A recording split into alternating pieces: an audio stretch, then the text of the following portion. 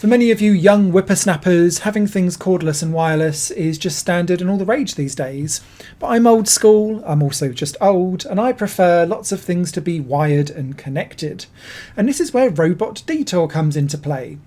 Robot Detour is an excellent puzzle game that sees you play as a wired robot that needs to navigate around levels to pick up batteries and deliver them to his wireless friends so that they can stay charged. The problem is that each level is full of red spiky objects and obstacles for you to avoid. Touching one of those breaks your cord and therefore leaves you powerless. And so what you'll be doing is wrapping your cord around all of the different objects in the level so that you can get the right trajectory and reach the battery and therefore the robot at the end without touching any of these red evil objects.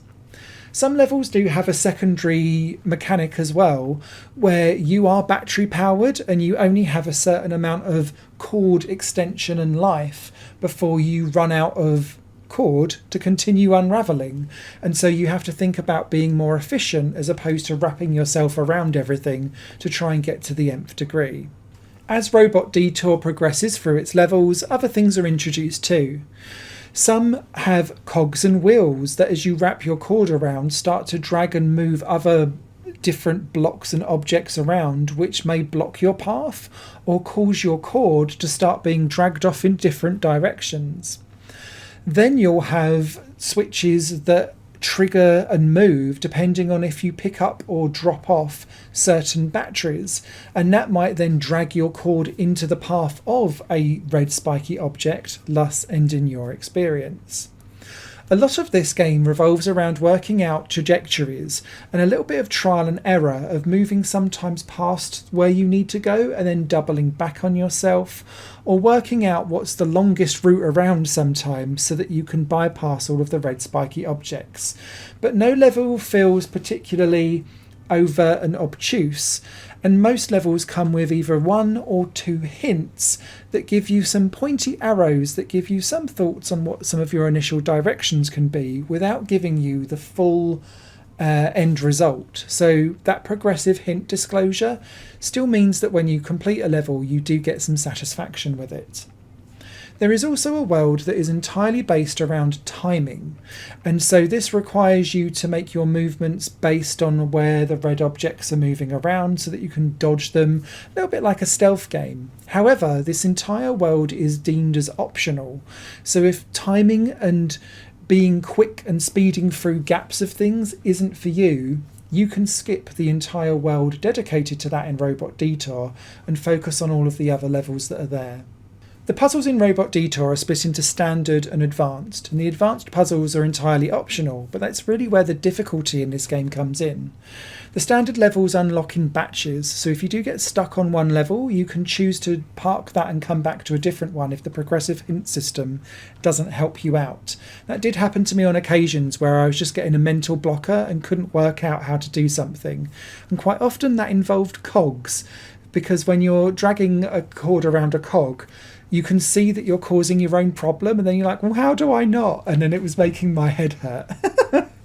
But mainly the head scratching levels are all in the advanced settings, but it never gets to the point where it feels like levels are obtuse or over the top, because these are all single screen levels with only a certain amount of options for you to muck about with.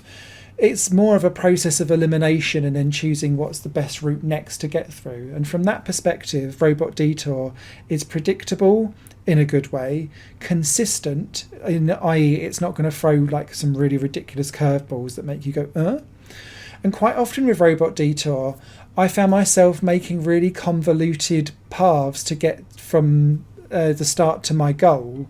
And then later on I realised that there was a much far simpler solution and more elegant one that I could have done that then made me go, oh, you're just making this harder for yourself.